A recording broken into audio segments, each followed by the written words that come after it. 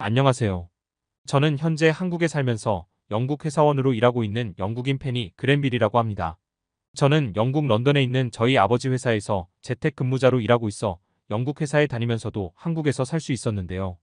제가 이런 말을 하면 한국인 친구들은 어차피 아버지 회사라 눈치도 덜 보일 텐데 런던에서 일하는 게 더 좋지 않아?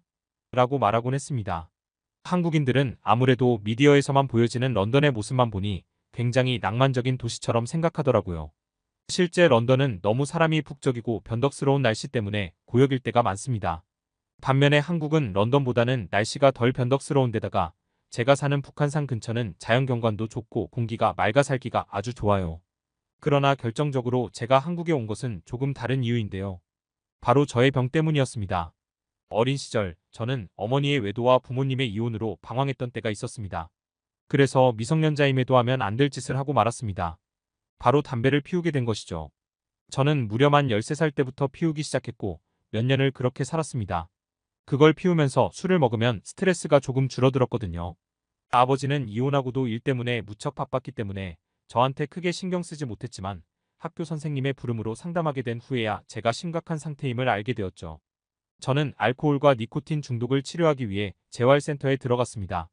그 뒤부터는 아버지도 저를 위해 신경을 써주려고 많이 노력했고 저도 아버지의 변한 모습에 빨리 이 나쁜 것들을 끊어야겠다고 마음먹었습니다. 재활치료를 하고 나온 만 17세 무렵 저는 예전과 다르게 정상적인 청소년으로 살아가게 되었죠. 하지만 어느 날부터 갑자기 저는 이상한 증상들을 겪기 시작했습니다. 기침을 자주 하게 되고 자꾸 가래가 나왔습니다. 처음에는 약국에서 감기약을 복용했습니다.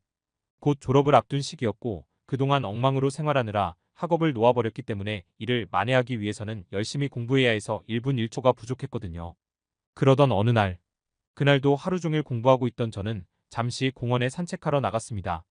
저는 스트레칭을 하면서 굳었던 몸을 풀고 있었습니다. 그런데 어떤 사람이 벤치에서 시가를 피우고 있어서 그 냄새가 저한테까지 퍼졌습니다. 저도 끊고 나니까 알게 된 건데 담배 냄새가 생각보다 지독하더라고요. 여느 때처럼 자리를 피하려는 그 순간, 저는 갑자기 숨이 턱 막히는 걸 느꼈습니다. 점점 숨을 쉬기 힘들어졌어요. 갑자기 왜 이러지? 라는 의문이 스쳐 지나간 순간 다리가 힘이 탁 풀리면서 쓰러졌습니다. 시가를 물고 있던 남자는 깜짝 놀란 얼굴로 괜찮냐고 물었고 저는 너무 숨을 쉬기 힘들다고 살려달라고 울먹였습니다. 한 번도 그런 일을 겪어본 적 없었던 저는 금방이라도 죽을 것 같다는 공포감에 빠졌습니다. 저는 어떻게든 기절하지 않기 위해 안간힘을 썼고 곧 구급차가 왔습니다. 응급구조사가 호흡기를 달아준 후에야 간신히 살 것 같은 기분이 들었습니다. 병원에 가서 진찰과 검사를 받아보니 의사 선생님은 제가 COPD라 불리는 만성폐쇄성 폐 질환에 걸린 것 같다고 말했습니다. COPD는 장기간에 걸친 호흡기 자극 물질에 노출되는 것에 의해 발생하는데 기도가 좁아지고 폐포가 막히면서 호흡 기능이 저하되는 질병이라고 합니다. 저 같은 경우는 유전적으로도 폐 기능이 약한 데다가 너무 어린 나이에 흡연을 시작한 것이 치명타였습니다. 제가 최근 기침이나 가래가 심해진 것도 COPD의 증상이라고 하더군요. COPD는 만성질환이라 한 번 생기면 고치기가 힘든 병이었습니다. 조금이라도 관리를 소홀히 하면 체내 산소 공급 부족 때문에 온갖 합병증이 생길 위험이 있었습니다. 그 이후 저는 조금만 오래 걷거나 계단이 많은 곳을 오르내리면 바로 숨쉬기가 어려워졌습니다. 격한 운동은커녕 배드민턴같이 나이 드신 분들이 일상적으로 즐기는 운동조차 힘들었죠. 조금이라도 몸 상태가 안 좋아지면 기침과 가래가 심해졌으며 휴대용 산소호흡기를 꼭 가지고 다녀야 했습니다. 이런 몸 상태 때문에 제 시기에 졸업하지 못했고 만 20살이 되고 나서야 대학에 갔죠. 하지만 대학에 가서도 제 상태는 나아지지 않아 호흡곤란으로 응급실에 실려가기도 여러 번이었습니다. 합병증으로 수면무호흡증, 폐고혈압 같은 병도 얻게 되었죠. 조금이라도 상태를 완화시키려고 병원에 갖다 바친 돈만 해도 어마어마했습니다. 온갖 영국 병원은 물론이고 호주, 미국, 독일 등 해외 병원에까지 가서 치료받았지만 크게 차도를 보이지 않았습니다. 외할머니는 이렇게 된 게 다 자기 딸 때문이라면서 자책했습니다. 어머니의 외도 장면을 보고 충격받은 제가 잘못된 길로 빠져 생긴 일이라고 생각하셨어요. 외할머니는 어머니 대신 속죄한다는 마음으로 저에게 온갖 신경을 써주고 조건부 상속으로 25살이 되면 쓸 수 있는 재산까지 주셨습니다.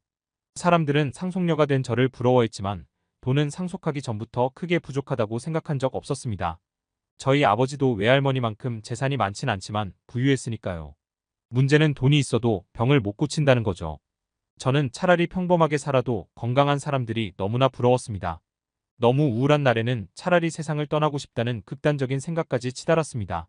그렇게 힘겨운 하루하루를 보내고 있던 어느 날, 며칠 동안 몸 상태가 괜찮았던 저는 오랜만에 용기를 내서 조금 먼 곳까지 걸어보기로 했습니다. 주변에서는 이럴 때일수록 조심해야 한다며 만류했지만 자만한 저는 사람들의 말을 듣지 않았습니다. 결국 저는 거리에서 또다시 호흡곤란으로 쓰러져 버렸고, 하필 인도가 아닌 도로 쪽으로 쓰러져 버린 저는 숨을 헐떡이며 제 앞에 차가 달려오는 걸 보고 있었습니다. 빨리 일어나야 했지만 몸이 도저히 따라주지 않았습니다. 이렇게 내 인생이 끝나는 건가 싶은 순간 갑자기 누군가가 달려와 저를 안고 뛰었습니다. 급하게 뛴 남자는 결국 넘어지고 말았지만 그가 쿠션 역할을 해줬기 때문에 저는 크게 다치지 않았습니다. 그러나 남자는 팔꿈치와 무릎을 좀 다친 듯 했습니다. 무척 놀란 저는 괜찮으시냐고 묻고 싶었지만 호흡곤란 때문에 헐떡이기만 할 뿐 말도 못하고 누워 있었습니다.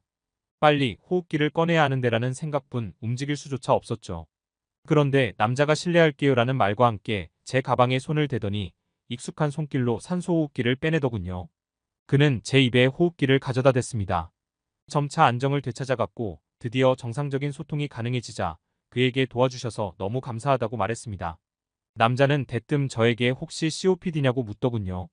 저는 맞다고 대답하면서 어떻게 알았냐고 물었습니다. 그는 어떤 개념 없는 운전자가 차창을 열고 흡연하는 걸 보고 쯧쯧거리고 있었는데 그의 앞을 걷고 있던 제가 헉헉거리는 모습을 보고 기이하게 여겨 유심히 살펴보았다고 합니다. 그 뒤 쓰러지는 모습, 그리고 혹시나 하는 추측으로 가방 안을 살펴보니 산소호흡기가 있는 것을 보고 제가 COPD 환자라는 걸 확신하게 되었다고 해요. 남자는 자신을 의사라고 소개하며 명함을 내밀었습니다. 그리고 명함에 나온 병원에 한번 들르라고 이야기하더군요. 저는 말문이 막혔습니다. 왜냐면 명함에 적혀있는 주소는 영국이 아니었거든요. 영어로 서울이라고 적힌 걸 보면 한국에 있는 서울을 말하는 것 같은데 병원 하나 가자고 한국까지 오라니. 제가 어떻게 한국 병원을 방문하겠느냐고 반문하자 그는 태연한 말투로 이런 가방을 들 정도로 부자면 해외는 밥 먹듯이 드나들 수 있을 텐데요. 라고 말했습니다. 제가 들고 있는 백은 명품 브랜드 에르메스의 캘리백으로 하나로만 1,000만 원이 넘는 가방이었습니다. 하지만 이 캘리백도 아무나 막 구매할 수 있는 게 아니라 에르메스의 실적이 있어야 가능했고 저처럼 프리오더 방식의 주문 제작 가방은 VIP들만 한정되었죠. 눈썰미가 좋은 의사는 제 가방을 보고 부유한 집안 출신이라는 걸 바로 알아본 듯 했습니다. 그는 웬만한 영국 병원보다 나을 거라며 오면 후회하지 않을 거라고 자신만만하게 이야기했습니다. 저는 그에게 구해준 게 감사하다며 사례를 하려고 했지만 사례는 됐고 꼭 병원에 오라는 말만 누누이 강조하며 사라지더군요. 처음에는 비행기까지 타고 오라는 그의 제안이 어이없었으나 나중에는 대체 얼마나 자신감 있길래 저렇게 배짱 있나 싶은 궁금증이 생겼습니다. 저는 며칠을 고민하다가 그 한국 의사가 말한 병원에 가기 위해 비행기를 타고 찾아갔습니다. 그가 일한다는 한국의 대형 병원에 온 저는 저를 구해준 그 의사를 만났습니다. 남자는 기다렸다는 듯 저를 반겼고 저에게 당장 검사를 해보자고 했습니다. 폐활량을 측정하고 평소 생활할 때 호흡곤란의 정도가 어느 정도인지 체크하며 그 외 합병증을 앓고 있는 건 없는지 꼼꼼하게 물어봤습니다. 그 외에도 CT 검사나 산소 포화도를 측정하는 듯 검사 시간이 길었지만 오히려 그만큼 자세히 환자의 병에 대해 체크하는 것 같아 마음에 들었습니다. 검사를 끝낸 후 의사는 혹시 한국에 머무르면서 치료받을 수 있겠냐고 물었습니다. 집중관리에 들어가야 하는데 그러려면 한국에 있는 게 좋을 것 같다는 판단이었죠. 저는 증상만 완화될 수 있다면 무엇이든지 할 수 있었기에 당연히 가능하다고 했습니다. 이 의사는 저에게 좀 특이한 제안을 했었는데 맑고 상쾌한 공기를 마실 수 있는 곳에서 지내는 것도 중요하다며 북한산 근처에 거처를 잡으면 좋겠다고 말하더군요.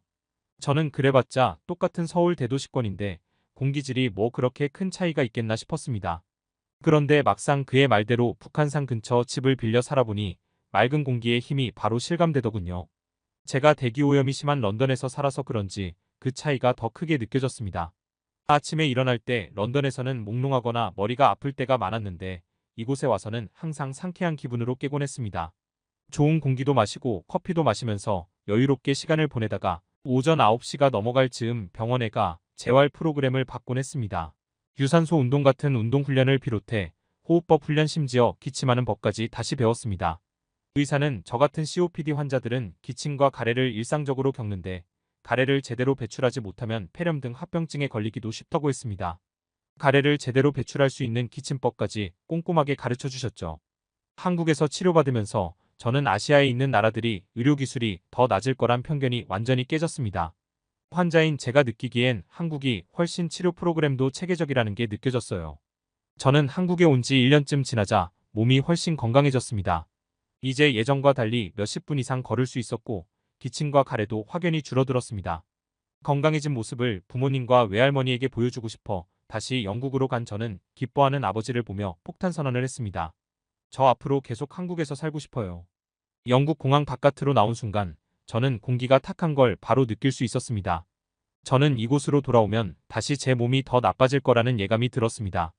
병원 다닌다고 해도 한국에서 받던 것과 같은 치료 프로그램을 받을 수 없을 게 뻔했죠.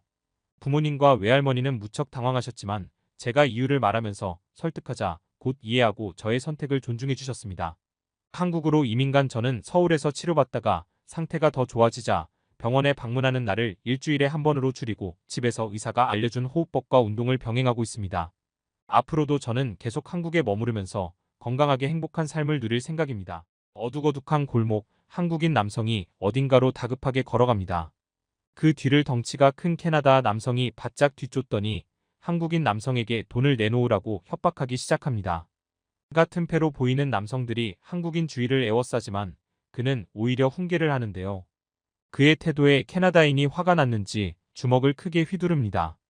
도대체 어떤 사연이 있을까요? 자세히 한번 알아보겠습니다. 해당 사연은 캐나다인 네이든 씨가 제보해 주신 이야기와 SNS 내용을 바탕으로 재구성된 스토리입니다. 안녕하세요. 저는 캐나다인 네이든이라고 합니다. 제 어린 시절은 정말 유복했는데요.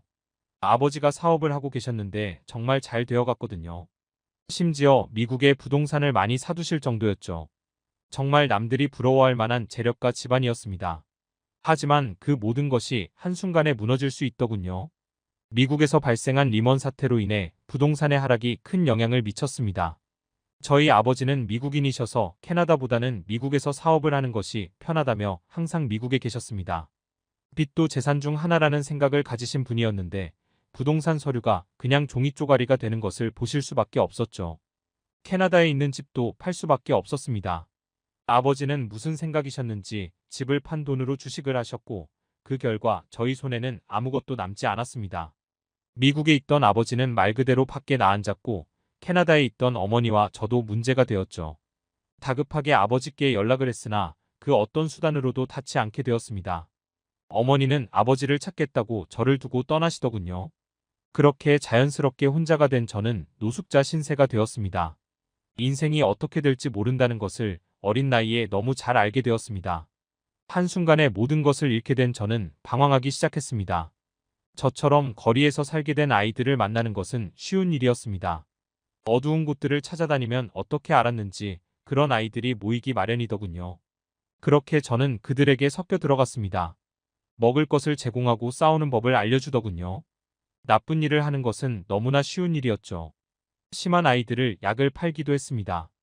거리로 내몰린 사람들에게 내일이란 것은 존재하지 않으니까요. 저는 그렇게 그들과 형제처럼 지냈고 아무 희망도 없이 자라게 되었습니다.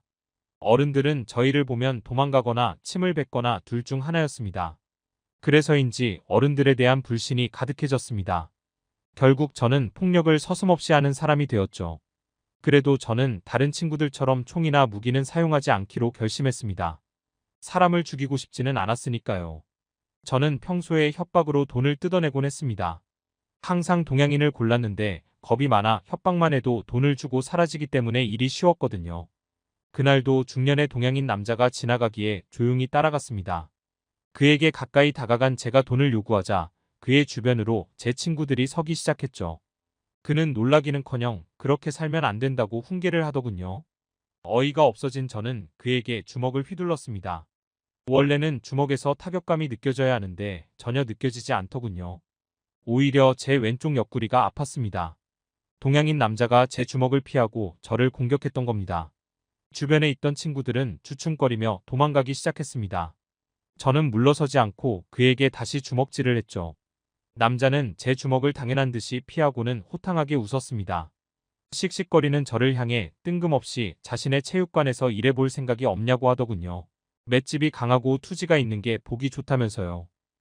저는 그의 행동이 이해가 안 갔지만 자신의 체육관이라고 지칭하는 것을 보니 돈이 많을 것 같았습니다. 돈을 몰래 훔치려는 생각으로 좋다고 했죠. 그는 제가 수락할 것이라고 생각하지 않았는지 놀라다가 따라오라고 했습니다. 그를 따라 도착한 곳은 허름한 건물이었습니다. 이런 곳에 체육관이 있으면 사람이 오긴 하나 싶더군요. 안으로 들어가자 땀 냄새가 풍겨왔습니다. 그 와중에 운동하는 사람들이 보였는데 다양한 인종이 있더군요. 사실 동양인들만 즐비한 곳에 저를 데리고 갈 줄 알았거든요. 체육관 한편에는 트로피와 남자의 젊은 시절로 보이는 사진이 놓여 있었습니다. 그는 한국에서 아마추어 선수로 있던 복서더군요. 그제야 제 주먹을 쉽게 피한 이유를 알 것 같았습니다. 그는 저에게 기초를 다지자며 줄넘기를 시켰습니다. 줄넘기가 생각보다 어렵다는 걸 새삼 깨닫게 되더군요. 저는 카운터나 보는 일이 아니었냐며 반항했으나 자신의 신임을 얻으려면 신체가 튼튼한 사람이어야 한다면서 운동을 계속시키더군요. 튼튼해 보여서 데려온 것 아니었나 싶었지만 굳이 말다툼은 하지 않았습니다. 그는 카운터는 보지 못하게 하면서 잡일은 다 시켰습니다. 수건을 빨게 하기도 하고 체육관 청소를 시키기도 했죠. 혼자서 그 많은 잡일을 하다 보니 언제부턴가 요령도 생기고 성취감도 느껴졌습니다. 체육관을 깨끗하게 청소하면 관장님뿐만 아니라 다른 선수들도 저를 칭찬해 주더군요. 너무 오랜만에 듣는 칭찬이라 그런지 아직도 나를 칭찬해 주는 사람이 있구나 싶더군요. 체육관 일을 마치면 항상 제가 속해 있던 그 무리로 가야만 했습니다. 친구들에게는 관장님의 신임을 얻어서 돈을 훔칠 테니 조금만 기다리라고 했죠. 친구들은 굶주림으로 힘들어했기에 관장님이 간혹 챙겨주시는 음식을 친구들에게 건넬 때가 많았습니다. 마치 소년가장이 된 것 같은 느낌이 들더군요. 그런 나날의 어느 날 관장님이 저에게 어디서 잠을 자냐고 물어보셨습니다. 제가 얼버무리자 원래 있던 무리와는 어울리지 말라고 하더군요. 저는 제 가족 같은 그들을 무시하는 것 같아서 관장님께 무슨 상관이냐고 화를 냈습니다.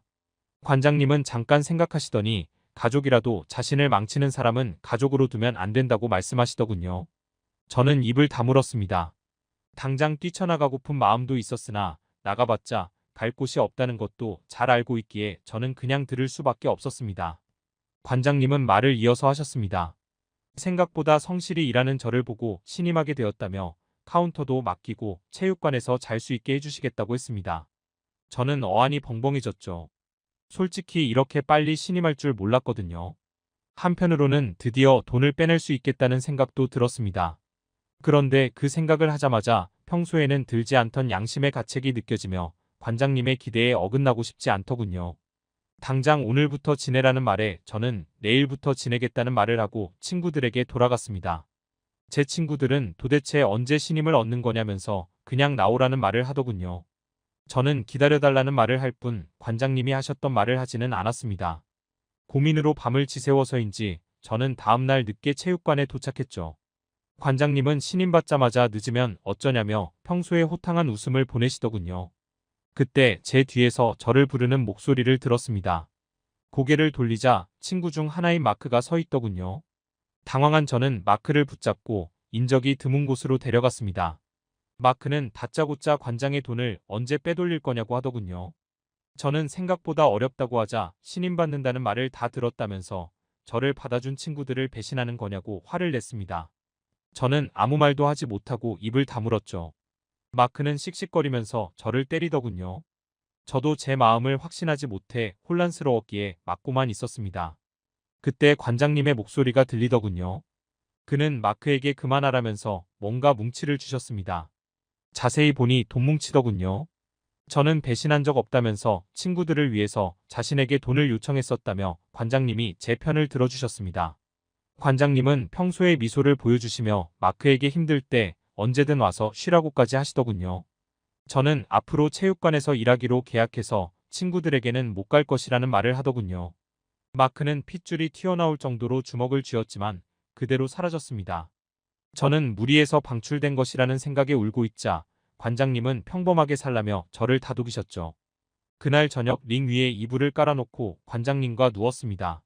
관장님은 원래 집에서 주무셨지만 그날은 저를 위해서 남았던 겁니다. 관장님과 많은 이야기를 하며 제 속마음을 쏟아내던 저는 오랜만에 눈물을 흘렸습니다. 관장님은 성인이 되지도 않은 제게 고생한다며 위로해 주셨죠.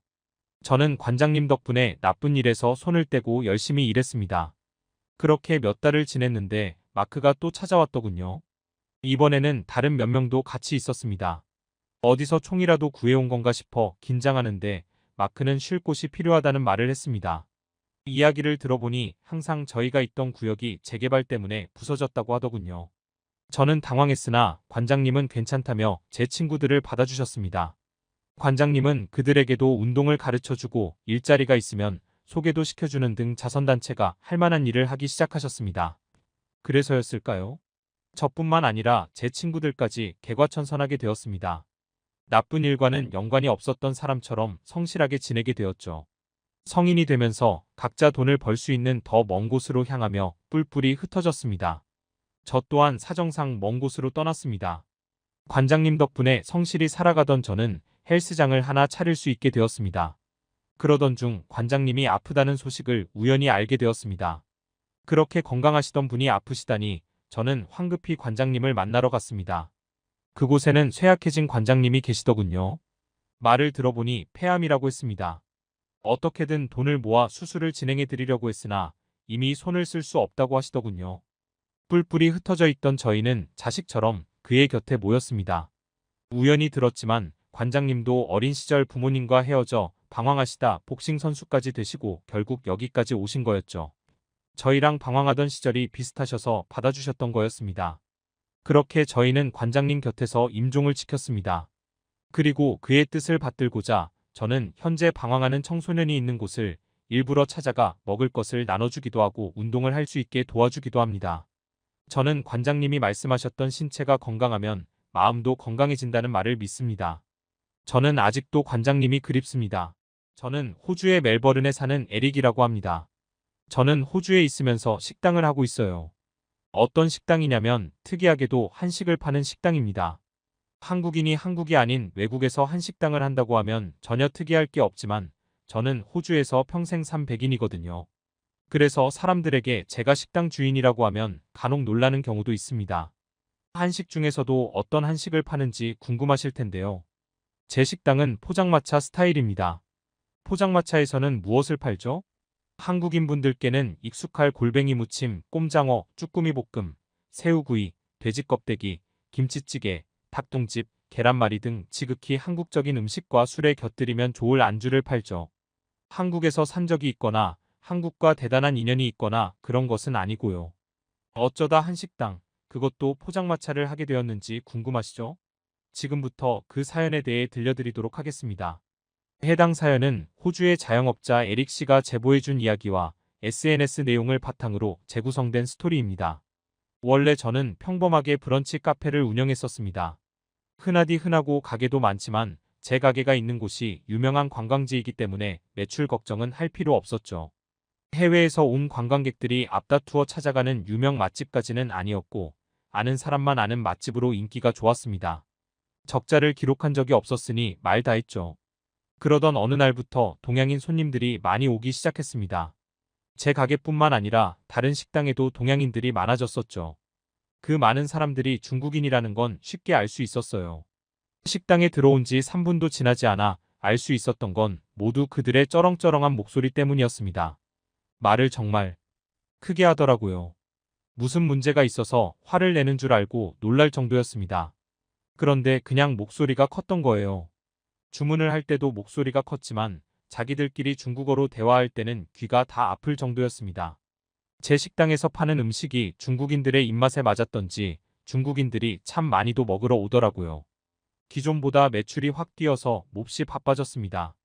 돈을 많이 벌게 되어 좋긴 했지만 갈수록 중국인 손님들이 아니면 오지를 않더라고요. 중국인들 사이에서 제 가게가 맛있다고 소문이 났는지 갈수록 더 많은 중국인들이 몰려드는 것 아니겠어요? 목소리 큰 중국인들만 바글바글해서 식사 시간에는 귀가 아플 정도였습니다. 그런데 문제는 거기서 끝이 아니었죠. 가게에는 화장실이 있는데 중국인들이 이 화장실을 세상 더럽게 쓰는 것이었습니다. 일을 하다가 화장실에 갈 때마다 기함하지 않을 수가 없었습니다. 변기를 써놓고 물을 안 내리는 건 기본, 세면대에서는 뭘 하는 건지 물난리가 나 있었고 어디서 묻혀왔는지 모를 모래도 여기저기 많이 묻어 있었습니다. 그 꼴을 보고도 그냥 나갈 수는 없는 노릇이어서 음식 만들다 말고 화장실 청소를 했는데 그러면 음식 언제 나오냐고 아우성이어서 청소를 하다 말고 나가야 했습니다. 식당 직원들이 몇 있긴 했지만 그들만으로는 그 많은 중국인 손님들을 감당하기에 역부족이었기 때문이죠. 하지만 화장실을 그냥 두면 그 중국인 손님들이 화장실 더러워서 못 쓰겠다고 난리를 치는 바람에 음식 만들다 말고 화장실가 청소하고 난리도 아니었습니다. 급한 주방 일 마치고 나서 숨 돌릴 틈도 없이 화장실로 뛰어가 청소를 하고 그 짓을 3일 정도 해보니까 몸이 아프더라고요. 그래서 화장실 청소 전문 파트타이머를 고용해야 했습니다. 화장실뿐만 아니라 먹고 떠난 자리는 또 어찌나 지저분했는지 천으로 된 의자에 음식이나 오물을 묻혀놓고 가는 경우도 적지 않았습니다. 한두 번도 아니고 자주 그래서 나중에는 오물이 묻지 않는 의자로 바꿔야 했다니까요. 한동안 눈코 뜰 새 없이 바빠 정신이 없었습니다. 몸은 너무 힘들었지만 매출이 많이 올라 무척 기뻤는데요. 그러던 어느 날부턴가 조금씩 여유로워지기 시작했습니다. 이 바쁜 사이클에 적응이 되었나 싶었는데 그게 아니라 손님이 줄어든 거였습니다. 몇 달 사이에 그 많던 손님들이 조금씩 줄어들더니 나중에는 파리만 날리게 되었죠. 이게 도대체 무슨 일인가 했더니 중국인 관광객들 사이에서 유행하는 여행지가 바뀌어서 전부 다른 곳으로 몰려가 버리기도 했고 그들 자신이 거리를 더럽혀 놓은 바람에 그 누구도 놀러 오기 싫게 만들어 버린 탓이었죠. 거기에 더해 기존에 호주에 살던 일부 중국인들이 주변에 식당을 차렸는데 그 식당의 위생 상태가 너무 더러워 그나마 이 관광지에 들러주었던 관광객들마저 발길을 뚝 끄는 것입니다. 음식을 먹으러 갔는데 국물에서 머리카락이나 벌레, 정체를 알 수 없는 이물질이 나오는가 하면 우연히 본 주방 벽에 더러운 게 잔뜩 묻어 있었다는 등의 목격담이 있었습니다. 중국인들이 벌인 만행 때문에 이 지경이 된 거였는데요. 무엇보다도 곤란했던 것은 더럽혀진 거리였습니다. 중국인들은 도대체 길을 가면서 한 걸음 걸을 때마다 쓰레기를 버리는 사람들인지 이 동네에서 장사를 하면서 거리가 이렇게까지 더러워진 경우는 본 적이 없습니다. 평범한 쓰레기뿐만 아니라 음식물이 묻은 용기나 오물이 묻은 것, 오물 그 자체를 갖다 버리기도 했던 모양입니다. 관광객이 끊기게 되자 식당은 물론 숙박업소들을 비롯한 상권 전체가 크게 타격을 입었습니다. 식당을 열고 가장 처음 한두 달을 빼고는 적자를 기록한 적 없이 쭉 상승 곡선을 그렸던 제 식당인데 중국인들이 한바탕 휩쓸고 간 뒤부터는 매출이 반토막이 난 수준을 넘어 곤두박질 쳤습니다. 그래도 몇 달은 버티려고 했습니다. 하지만 하루에도 사람이 몇 명 올까 말까 한 날들이 계속되자 정신을 잃을 것만 같더군요. 결국 직원들을 한 명씩 내보낼 수밖에 없었습니다. 나중에는 직원이 한 명도 없이 저만 남았는데도 버는 돈보다 나가는 돈이 더 많았어요. 그래도 일이 이렇게 되기 전까지는 돈을 많이 벌어놔서 버틸 수 있었지만 열심히 모은 돈이 불어나긴커녕 떨어져가니 속이 쓰려서 식당 운영을 계속해도 되는지 혼란스러웠습니다. 그 쓰레기를 그냥 방치하기만 했냐고요? 물론 아닙니다. 주변에서 가게를 하는 사람들이 다 나와서 치웠지만 며칠 지나면 또 쓰레기로 산이 세워져 있더라고요. 우려했던 대로 가게들이 하나둘씩 문을 닫기 시작했습니다. 그렇게 되면 지역 경제가 더 암담해질 판이었습니다. 하지만 그런 거 걱정할 겨를이 없었겠죠. 저도 마찬가지였거든요. 결국에는 저도 문을 닫고 잠시 쉬기로 결정했습니다. 식당을 다른 곳에서 새로 열든 어쩌든 그 생활을 계속하는 건 어려울 것 같았어요. 일단 식당을 팔기 위해 부동산으로 가는 길이었는데요. 저는 놀라운 광경을 목격했습니다. 아니나 다를까 웬 중국인 여성이 거리를 청소하고 있는 게 아니겠어요? 쓰레기를 줍고 빗자루로 쓸고 혼자 분투하고 있었습니다. 중국인들은 쓰레기를 버려 거리를 더럽히는 것만 할 줄 안다고 생각했는데 그렇게 치울 줄도 아는 거였어요. 저는 그녀 주변에서 함께 청소를 했고 그녀와 대화도 했습니다. 못 보던 얼굴인데 이사 오셨어요? 아니면 가게를 여셨나? 네, 안녕하세요. 이 앞에 곧 가게를 열 것 같아요. 대화하면서 안 것은 그녀가 중국인이 아닌 한국인이라는 것이었어요. 어쩐지 어지를 줄만 아는 중국인이 그럴 리가 없죠. 그녀의 이름은 경선이었습니다. 꽤 오래전에 호주에 와서는 터를 잡고 살아가고 있는 여성이었죠. 상권이 죽어가는 중인데 그 사실을 모르고 이곳에 가게를 여는 것 같았습니다. 괜히 초치고 싶지 않고 결국에는 남의 일이라 가타부타 말은 하지 않았고 어떤 가게인지만 물어봤어요. 그랬더니 식당이라는 겁니다. 무슨 식당인가 했더니 한식당이래요. 한식당인데 약간 특이한 한식당이라고. 지극히 한국적인 식당이라고 하기에 궁금해졌습니다. 한식을 파니까 당연히 한국적이지 않나? 생각도 들었고요. 인사도 나누었겠다. 다음에 오픈하면 방문하겠다고 하고 가던 길을 갔습니다. 저는 부동산에 가서 식당을 내놓았고 한동안은 그냥 일 생각하지 않고 푹 쉬었어요. 그랬더니 고생해서 망가진 몸이 슬슬 나아지더군요. 몸이 건강해지니 정신도 건강해졌습니다. 저는 앞으로 어떤 일을 할까, 어떤 사업을 할까 맑은 정신으로 궁리할 수 있게 됐어요. 아마 원래 제 가게가 있던 곳이 아니라 다른 동네로 가서 일해야 할 것 같았어요. 모든 것을 새로 시작하기 전에 오랜만에 가게 쪽으로 갔습니다. 오랜만에 이웃한 가게 사장들도 만나고 경선 씨의 가게에 방문하기로 약속도 했었으니까요. 사장님들은 다들 제게 오랜만이라며 가게 팔았다는 소식 들었다며 안부를 물어주셨습니다. 그런데 그들에게서 뜻밖의 이야기를 듣게 되죠. 버티는 게 이기는 거라는 말이 있다더니 정말 그렇더라고요. 요새는 그나마 다시 장사가 되고 있어요. 에릭 씨도 좀만 더 기다렸으면 좋았을 텐데.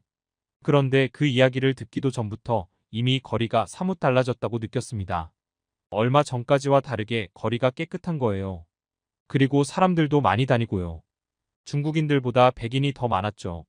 다시 말해 중국인들이 몰아치기 전으로 되돌아간 것입니다. 이게 도대체 어떻게 된 일인가 싶었는데 상황을 이렇게 과거로 되돌린 것은 다름 아닌 경선 씨였어요. 내 상권 망해가던 거리에 한식당을 냈다던 그 사람이요. 그 가게가 요새 말도 안 되게 잘 되고 있다기에 궁금해져서 곧장 그녀의 가게로 갔습니다. 하지만 막상 가서 보니 입이 떡 벌어질 만큼은 아니던걸요? 한산했습니다. 그래서 기다릴 필요 없이 들어가서 경선 씨를 찾았어요. 그녀는 한 번밖에 안 본 저를 기억해 주었습니다. 우리는 반갑게 인사했고 요새 어떻게 지내냐고 물었죠. 경선 씨는 가게가 잘 되어서 무척 기쁘다고 했는데 그때 제가 궁금한 것을 물었습니다. 손님이 그렇게 많지는 않은 것 같은데요? 라고요. 그랬더니 경선 씨가 친절하게 설명해 주었죠. 이 식당의 컨셉은 포장마차인데 술을 마시러 오는 곳이라 저녁부터 손님이 무지하게 몰린다는 것입니다. 그래서 저녁까지 있어 보았는데 경선 씨의 말대로였어요. 사람이 물밀듯 밀려들더군요. 동양인, 백인, 흑인 등 많은 사람들이 생전 처음 보는 음식들을 시켰습니다. 돼지 껍데기, 김치찌개, 닭똥집, 계란말이. 처음에는 낯설어서 이상했는데 맛을 보니 아주 맛있었어요. 술을 곁들이니 무척 기분도 좋았고요. 이런 매력이 있어서 이 가게가 이렇게 인기가 많구나 깨달았습니다. 저는 경선 씨에게 이 컨셉이 탐난다고 말하면서 좀 떨어진 곳에 포장마차 가게를 열어도 되겠냐고 하니 그러라고 하더군요. 그래서 저는 곧장 다음 가게 컨셉을 포장마차로 정했고 실행에 옮겼습니다. 한두 달 정도 후에 가게를 오픈했는데 이런 음식은 처음 만들어 보는 것이기도 하고 다소 걱정이 되었는데요. 그 걱정이 무색하게 제 포장마차도 엄청나게 잘 되었어요. 다행히 중국인들은 오지 않았고 매너를 지키며 맛있는 음식과 술을 먹으러 온 사람들만 있어서 분위기가 좋았습니다. 원래 하던 브런치 카페보다 특색이 있어서였는지 인기가 더 많았어요. 그로부터 몇 달 지난 지금은 제가 요식업으로 아주 대박을 친 수준이 되었네요. 이렇게 성공할 수 있었던 것은 경선 씨의 덕이 참 큰데요. 이 자리를 빌어 그녀에게 고맙다는 말을 전하고 싶습니다. 지금까지 에릭 씨의 이야기를 들어보았는데요. 사연을 어떻게 들으셨나요? 클립 뉴스에서는 여러분의 사연을 기다리고 있으니 언제라도 재밌는 사연이 있으면 보내주시길 바랍니다.